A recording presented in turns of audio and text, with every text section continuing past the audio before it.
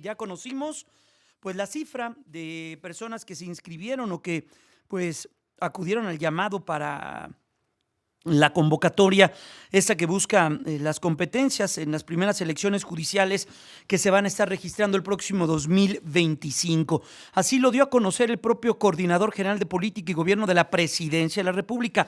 Ojo, vienen de tres vertientes: del Ejecutivo, del Legislativo, del Judicial.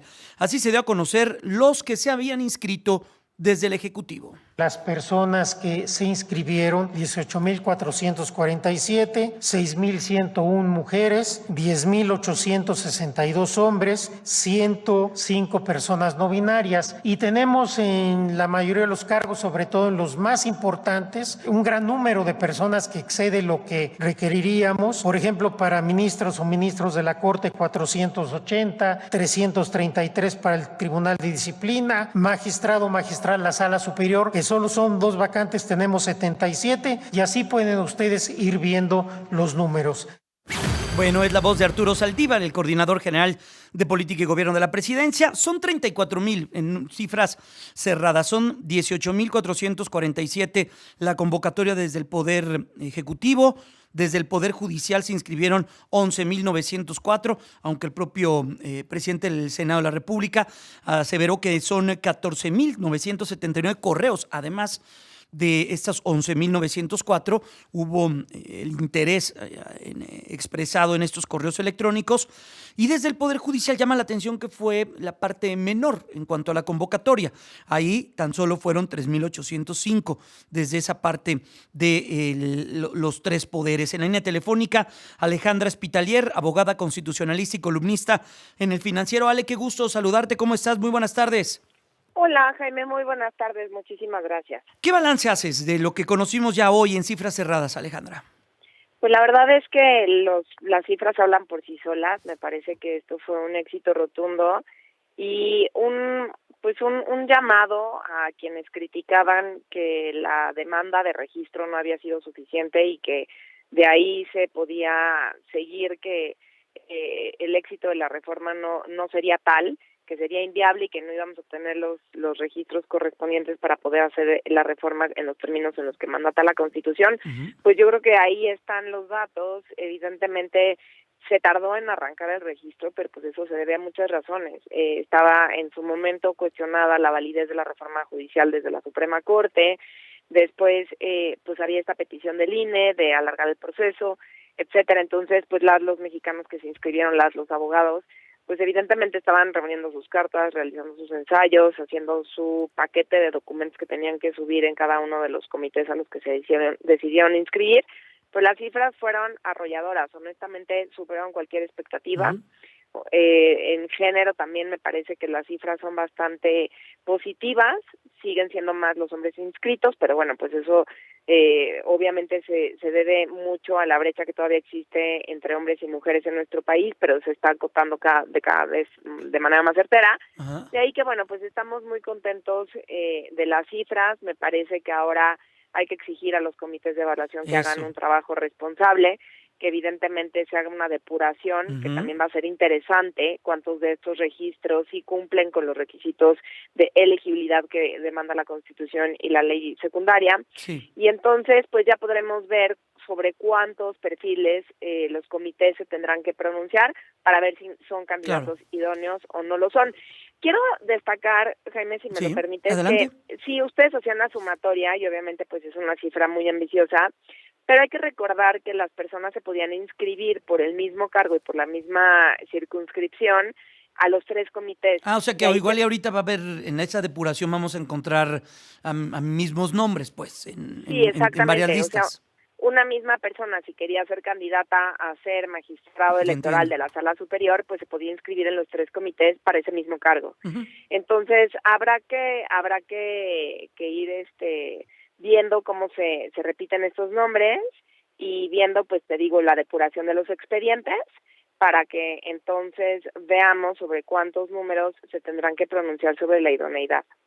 Ale, estamos platicando con Alejandra Spitalier, es especialista en estos temas, abogada constitucionalista y columnista.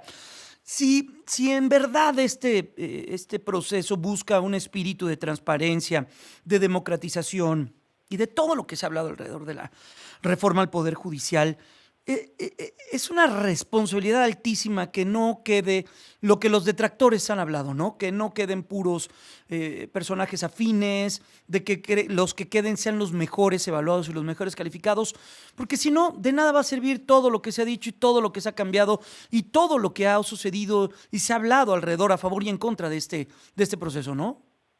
Sí, yo creo que tiene que haber una representación plural.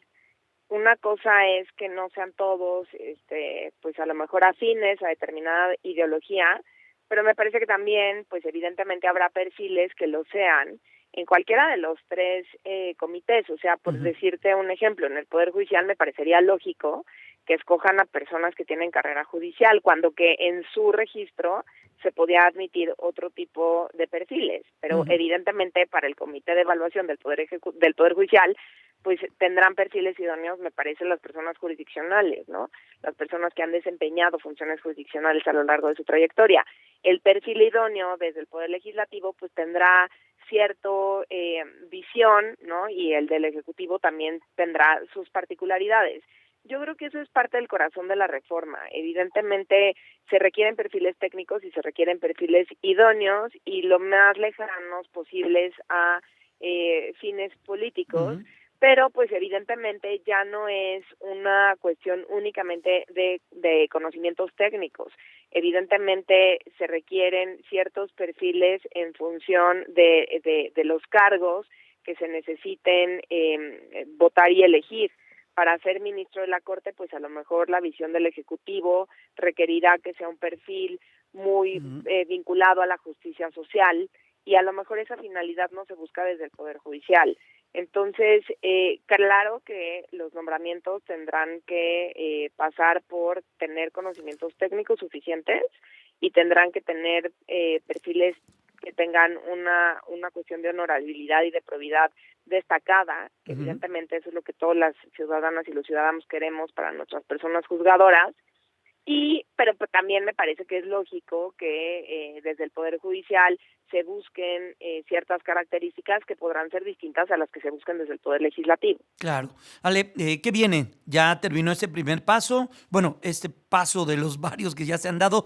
¿Qué viene de aquí a diciembre y qué viene de aquí a enero y febrero? Sí, el 15 de diciembre es una fecha importante porque se cumplen dos plazos. Se cumplen, por un lado, el plazo para que los comités de evaluación depuren estos nombres para que se determine quiénes sí reunieron los requisitos de elegibilidad. Y también es la fecha que se le dio para el Congreso de la Unión para emitir las leyes secundarias. Hay que recordarle a tu audiencia que ya se emitieron las cuatro más importantes, que son las que ya están, pues unas en tránsito de ser aprobadas y la otra que ya está aprobada por ambas cámaras. Sí. Entonces, de ahí que el paquete de reformas más importantes ya se presentó. A lo mejor posiblemente encontraremos otras iniciativas que todavía falten para regularizar todo el ordenamiento jurídico en torno a la implementación de la reforma y el listado de estos candidatos que ahora sí ya serán sujetos a la evaluación de idoneidad.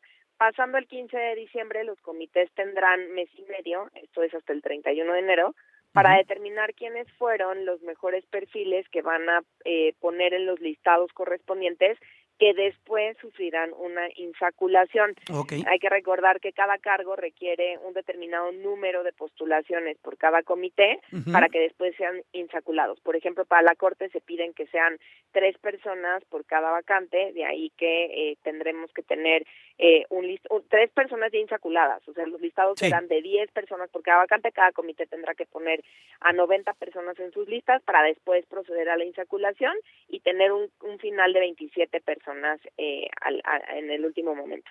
Eso solo para la Suprema Corte y así nos vamos por cada puesto que va a estar decidiéndose el próximo año. Pues Ale, gracias y vamos a regresar contigo, si no lo permites, por estos días, ¿te parece? Encantada, muchísimas gracias, Jaime. Cuídate mucho, es Alejandra Spitalier, ella es abogada constitucionalista y columnista en El Financiero. Hoy, ¿qué dijo el gobernador